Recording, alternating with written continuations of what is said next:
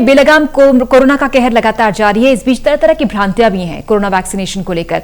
Vaccination लगवाएं या नहीं लगवाएं, वैक्सीनेशन के बाद किस तरह से प्रभाव पड़ सकते हैं, किस तरह से अपना बचाव करें और खासकर गर्भवती महिलाओं के लिए क्या एहतियात रखने की जरूरत है, इसी कुल मुद्दों को लेकर बातचीत की डॉक्टर से हमारे सहयोगी देवेंद्र कथुरिया ने।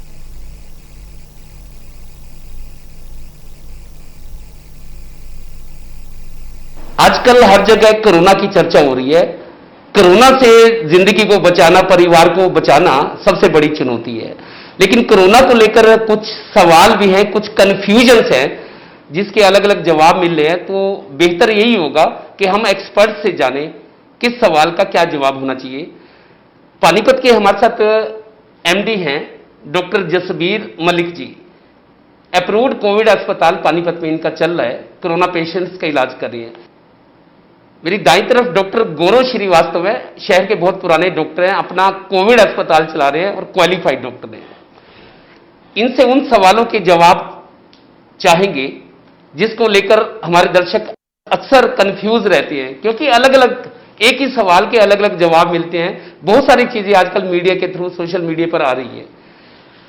डॉक्टर साहब, सवाल यह है, कोरोना काल में क्या हर आदमी का वैक्सीनेशन जरूरी है? निश्चित तौर पे कोरोना काल में हर आदमी का वैक्सीनेशन बहुत जरूरी है। यूजुअली किसी भी महामारी के लिए हमारे पास कुछ और होता ही नहीं है वैक्सीनेशन के अलावा। वैक्सीनेशन क्या होता है? वैक्सीनेशन होता है एटेन्युएटेड वायरस को हम इंजेक्ट करते हैं, मतलब वायरस जो कि मृत अवस्था में, जो कि आपको नुकसान नहीं पहुंचा सकता है, उसको हम इंजेक्ट करते हैं, जो कि हमारे शरीर के सुरक्षा तंत्र को डेवलप करता है ताकि कभी भी एक्टिव वायरस भी आए तो वो उसको लड़ने के लिए हमारा शरीर तैयार रहे। इसलिए हर व्यक्ति के लिए वैक्सीनेशन बहुत जरूरी है। एक सवाल ये है, हालांकि हमने पीछे देखा भी सही, वैक्सीनेशन के बाद कोरोना हो सकता है? जी हाँ, बिल्कुल हो सकता है। वैक्सीनेशन का मतलब ये बिल्कुल नहीं है कि वायरस दोबारा आपको अटैक नहीं कर सकता। मैंने अभी आपके पिछले क्वेश्चन में बताया कि वायरस तो अटैक कर सकता है, लेकिन हमारा सुरक्षा तंत्र तैयार हो जाता है। जो शरीर का इंटरनल सुरक्षा तंत्र है, इम्यून सिस्टम है, वो एक्टिवेट हो जाता है, जिससे कि शरीर के अंदर जो एक्टिव वायरस है वो बहुत नुकसान नहीं पहुंचा पाता है। इस वजह से मरीज के डिजीज मतलब भर्ती होने की संभावनाएं बहुत कम हो जाती हैं। अगर हम 3 कैटेगरी मान लें कि कुछ पेशेंट को ऑक्सीजन की जरूरत पड़ती है, कुछ पेशेंट को भर्ती होने की जरूरत पड़ती है, कुछ पेशेंट को वेंटिलेटर की जरूरत पड़ती है, तो मैंने माना कि 60% को अगर ऑक्सीजन की जरूरत पड़ती है तो उन 60% में से इसका परसेंटाइल घट के बहुत कम या खत्म हो जाता है। उसी तरह से हमारा वेंटिलेटर या किसी अन्य गैजेट्स की जो आवश्यकता पड़ती है सीरियस मरीजों के लिए, उसकी भी मात्रा कम या नेग्लिजिबल हो जाती है। डॉक्टर साहब, वैक्सीनेशन की पहली डोज के बाद सपोज कोई पॉजिटिव हो जाता है तो उसको दूसरी डोज कब देनी चाहिए?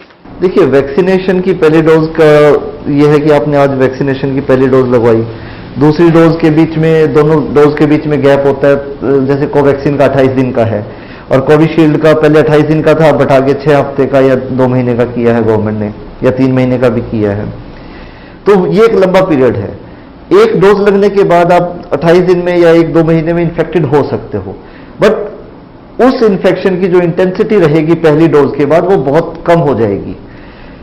तो जब आप उस इन्फेक्शन से रिकवर कर जाओ, उसके बाद 3 हफ्ते के बाद आप अपनी दूसरी डोज ले सकते हो। कोविड मुक्त होने के बाद कोई आदमी कोविड से ठीक हो गया, पेशेंट हुआ, दवाई से ठीक हो गया, रिकवरी होगी, क्या उसका वैक्सीनेशन जरूरी है तब? सर, बिल्कुल जरूरी है। देखिए, आपको कोविड हुआ, आप रिकवर कर गए, आपके अंदर एंटीबॉडीज बन गई हैं, बट वो एंटीबॉडीज एक निर्धारित समय के लिए बनती है जो कि आपके बॉडी से धीरे धीरे वीन ऑफ हो जाती है। तो आपके बॉडी को लंबे टाइम तक प्रोटेक्शन देने के लिए हमें वैक्सीनेशन जरूरी है और हमें वैक्सीनेशन जरूर लेना चाहिए। वैक्सीन के लिए क्या किसी कंपनी का चुनाव जरूरी है कि ये अच्छी है, ये नहीं अच्छी है, कम अच्छी है? देखिए, ऐसा है, जब शुरू में इंडिया में वैक्सीन ड्राइव शुरू हुई थी तो हर कोई कोविशील्ड के लिए भाग रहा था, क्योंकि वो ऑक्सफोर्ड की वैक्सीन थी, एस्ट्राजेनेका की वैक्सीन थी। बट धीरे धीरे उसके साइड इफेक्ट्स आए, फिर कोवैक्सीन इन हो गई, आज हर कोई कोवैक्सीन के लिए जा रहा है। ऐसा कोई नहीं है, सारी वैक्सीन सेफ है, हम हर वैक्सीन लगवा सकते हैं। हर वैक्सीन की एफिकेसी 80% से ज्यादा है। अभी इंटरनेशनल कंपनीज भी इंडिया में आने लगी है, जैसे स्पुतनिक आ रही है जो रशियन वैक्सीन है, उसकी एफिकेसी 92% कह रहे हैं। तो जो वैक्सीन आपको अवेलेबल मिल रही है इस टाइम, आप वो लगवा लीजिए। कंपनी के चुनाव करने की अभी कोई ज्यादा जरूरत नहीं है। डॉक्टर गौरव श्रीवास्तव, वैक्सीन लेने के बाद क्या क्या प्रिकॉशंस, क्या क्या सावधानियां बरतनी जरूरी है ताकि दर्शकों को पता लगे? बेसिकली डूज एंड डोंट्स ये जानना सबसे आवश्यक है। डूज एंड डोंट्स जानने के लिए होता क्या है कि जैसे ही वैक्सीन लगी, आम जनता सोचती मैं तो अब भीष्म पितामह हो गया हूं और अब कुछ नहीं कर सकते, अब तो हमको आराम से ना कोई कोरोना होगा ना हम बीमार पड़ेंगे। और सबसे बड़ी भ्रांति यही है, जब तक आदमी इस भ्रांति से दूर नहीं जाएगा। मैं आपको पहले भी कह चुका हूं कि आपको वैक्सीन लगने के बाद ये बिल्कुल नहीं है कि आप दोबारा से डिजीज नहीं हो सकते। निश्चित तौर पे कोविड के वायरस आपके नेजल कैविटी, आपकी ओरल कैविटी के माध्यम से आपको अटैक कर सकते हैं। इसलिए सबसे जरूरी है सावधानी। 2 गज दूरी, मास्क है जरूरी। माननीय मोदी जी का जो ये नारा है, इस सबको, हम सबको इस चीज का पालन करना चाहिए और पूर्णतः करना चाहिए।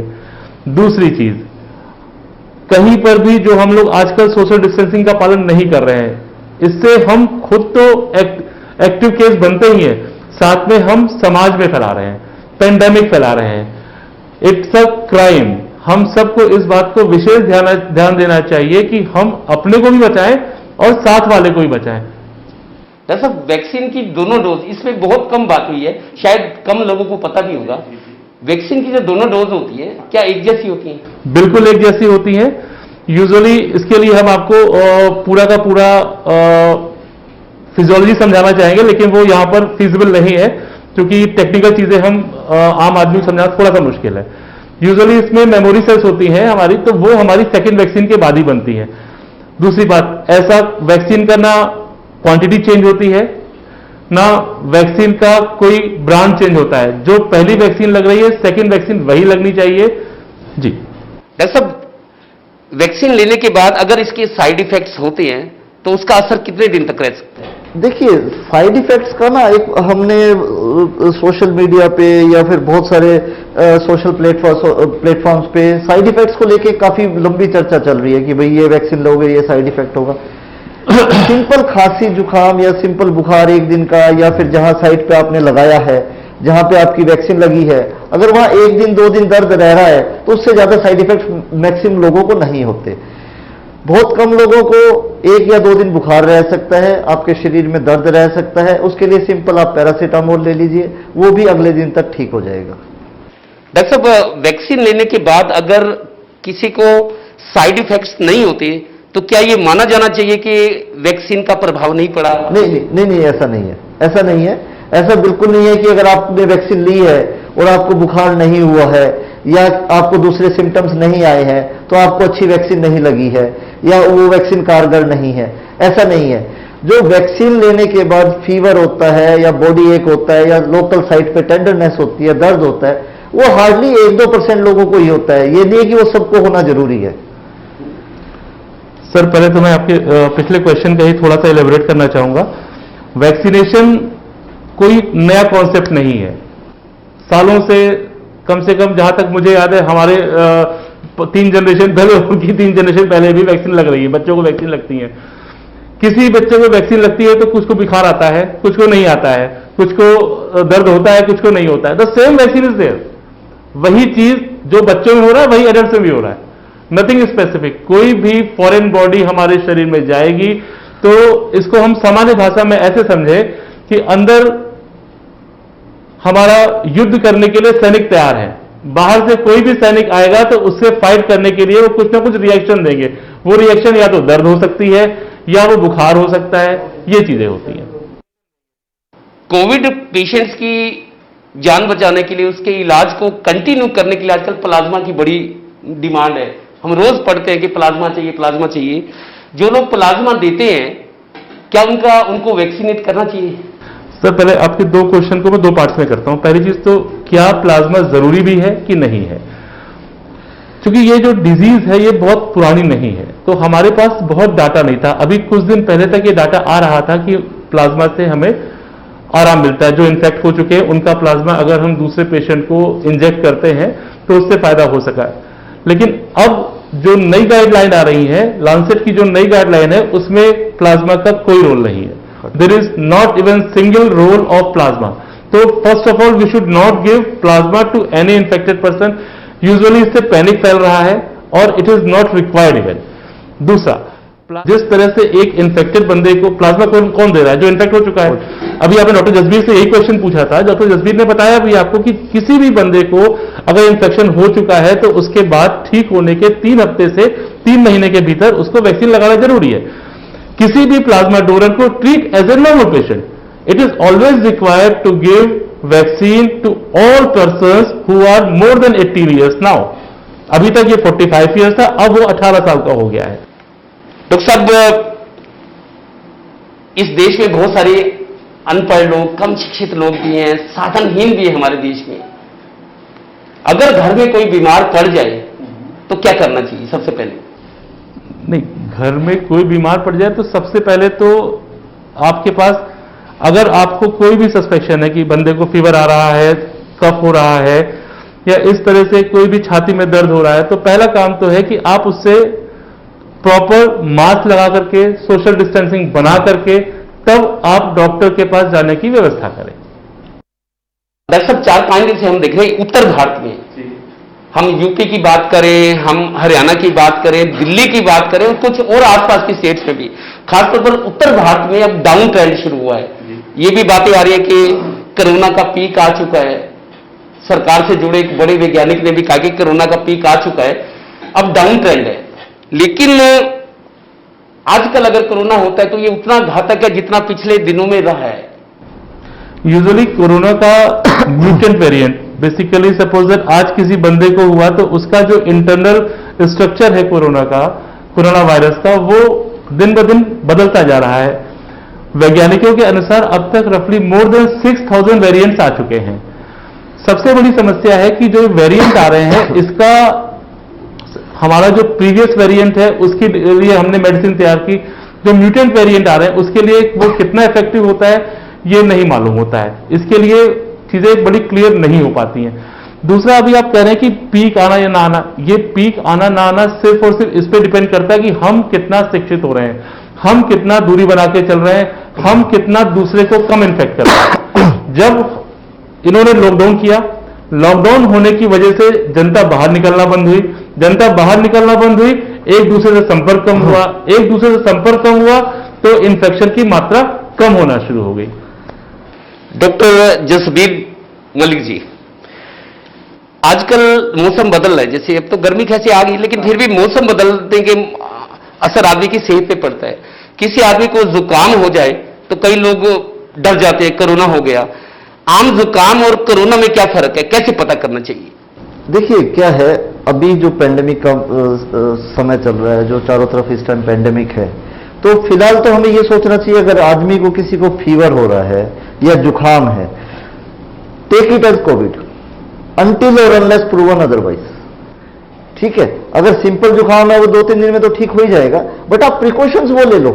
आप प्रिकॉशन सारे वही रखो जो हम कोविड के लिए लेते हैं। 2 दिन में 3 दिन में अगर सिंपल फ्लू है आपका ठीक हो जाएगा, that is good. Otherwise take it as a Covid only. आप अपने आप को आइसोलेट कर लीजिए और जो भी कोविड प्रिकॉशंस है आप वो लीजिए, ताकि आप अपने फैमिली मेंबर्स को, अपने जानने पहचानने वालों को उस बीमारी से बचा सकें।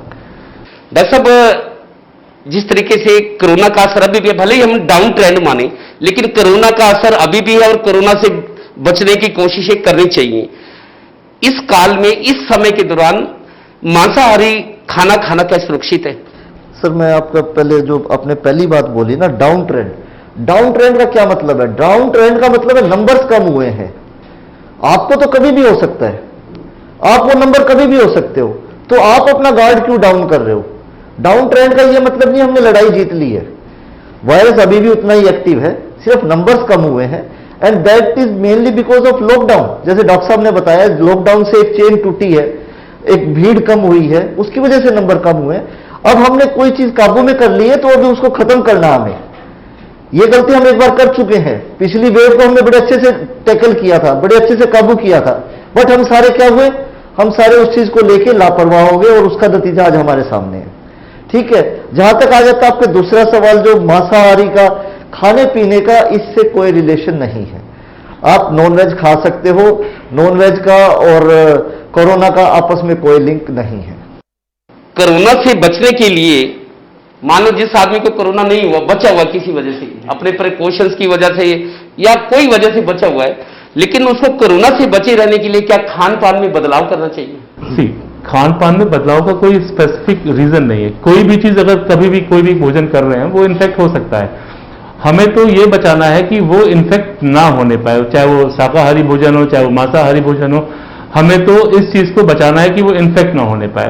पहला काम हमें कैसे बचना है, कुछ भी खा रहे हैं, हम अपने शरीर के किसी भी हिस्से को मुंह पे हाथ लगा रहे हैं तो हमें पहला काम है अपने हाथ को वॉश करना है। जो एंट्री ऑफ वायरस है वो ओरल कैविटी, नेजल कैविटी और आईज, इन 3 एरियाज से जा रहा है। तो पहला काम है कि कुछ भी करने से हम अपने किसी भी सरफेस को टच कर रहे हैं हाथ से और उसके बाद मुंह टच कर रहे हैं तो हमें पहला काम है उसको सैनिटाइज करना है। हमें अपने शरीर की जो चेन है वो तोड़नी है। जब तक हम अपने शरीर की चेन नहीं तोड़ेंगे वायरस को अटैक करने की, तब तक हम वायरस नहीं रोक सकते हैं। डॉक्टर साहब, किसी आदमी को अगर कोरोना हो गया और वो पहले से डायबिटीज का मरीज है, हालांकि ये खतरनाक नहीं बताया गया जैसा सुना है हमने, कोरोना भी हो गया और डायबिटीज मरीज भी है, उसको किन बातों का ध्यान रखना चाहिए? डायबिटीज, सबसे पहले तो diabetes, you can treat diabetes as a rust, एक तरह का जंग होता है जो कि हमारे शरीर के सारे सिस्टम्स को दिक्कत में ला सकता है। तो हमारे शरीर की इम्यूनिटी अपने आप उससे सप्रेस हो जाती है।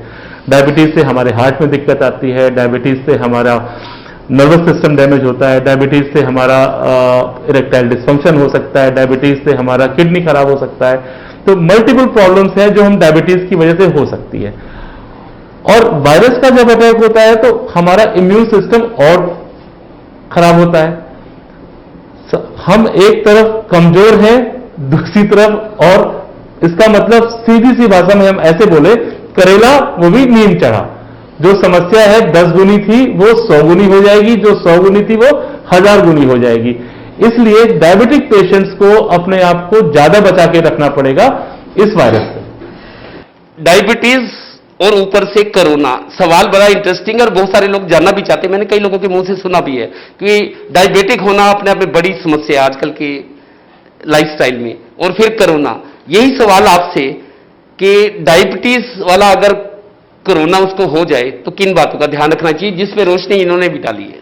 देखिए, जो डायबिटीज है वो जैसे डॉक्टर साहब ने बताया कि एक तरह से इम्यूनो कॉम्प्रोमाइज स्टेट की कंडीशन में आ जाती है। सिर्फ डायबिटीज नहीं, और भी जैसे इम्यूनो कॉम्प्रोमाइज स्टेट है, जैसे किसी की किडनी खराब है, किडनी फेलियर का पेशेंट है, या किसी को कैंसर है, उसकी भी इम्यूनिटी कॉम्प्रोमाइज होती है, या फिर किसी को क्रोनिक डिजीज है, ऑटो इम्यून डिजीज है, वो सारी कंडीशंस ऐसी होती है जिसके अंदर बॉडी की इम्यूनिटी डाउन हो जाती है। शुगर के साथ या डायबिटीज के पेशेंट्स के साथ इन सब पेशेंट्स को भी अपना डबल ख्याल रखना चाहिए, क्योंकि ये भी ज्यादा इंफेक्शन की उसमें आ सकते हैं। अब आ जाए डायबिटीज का। अगर आपको डायबिटीज है और कोविड हो गया है तो आप अपना सबसे पहली चीज है sugar should be with in very much in control. दूसरी चीज आ जाती है नेक्स्ट लेवल पे, अगर आपको जाना पड़ता है, लाइक अगर हमें 3 दिन 5 दिन के बाद पेशेंट की कंडीशन खराब हो रही है और हमें पेशेंट को स्टेरॉइड शुरू करने पड़ रहे हैं, तो उस कंडीशन में भी डायबिटीज बहुत ज्यादा बढ़ जाती है। तो वो एक हमारे लिए डबल चैलेंज हो जाता है, हमें स्टेरॉइड भी देना है डिजीज कंट्रोल करने के लिए और उसकी शुगर भी कंट्रोल करनी है।